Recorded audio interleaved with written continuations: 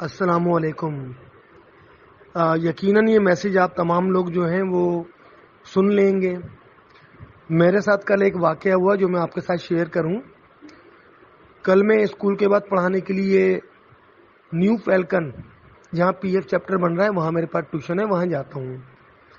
اب وہاں سے واپسی میں تقریباً 4:15 بجے جب میں ملیر گیٹ 6 سے صفورہ کی طرف مڑا تو 10-15 میٹر کے فاصلے پر ایک خاتون جو تھوڑی سی ینگ لگ رہی تھی پورے عبائے کے اندر، اور انہوں نے حتی الامکان کوشش کی کہ کسی طرح بائک میری رکے، مجھے لفٹ کا اشارہ کیا کہ میں کسی طرح بائک روک لوں کہ وہ زبردستی میری بائک پہ بیٹھ جائیں۔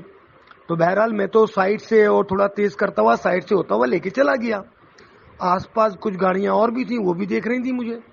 بہرحال میں کچھ ہی آگے گیا ہوں تو وہاں پہ ایک رینجرز کی گاڑی کھڑی تھی اور رینجرز کے جوان جو ہے وہ باہر تھے۔ میں دل میں سوچتا ہوا آ گیا کہ پتہ نہیں کیا ہے، یہ کیا وقت آ گیا ہے کہ اس طرح سے ینگ لڑکیاں، یہ لیڈیز عبائے میں جو ہے وہ لفٹ مانگ رہی ہیں، وہ بھی بائک والے سے۔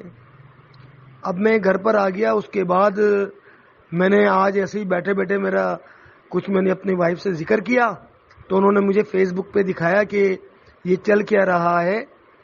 کوئٹہ سے تعلق رکھنے والی بلوچ عورتیں جو ہیں وہ عبائے کے اندر اپنے جسم پہ بوم لپیٹے ہوئے کوشش کر رہی ہیں کہ کوئی بائک والا لفٹ دے اور بیٹھنے کے بعد اس کو کسی نہ کسی رینجرز کی گاڑی سے ٹکرایا جائے۔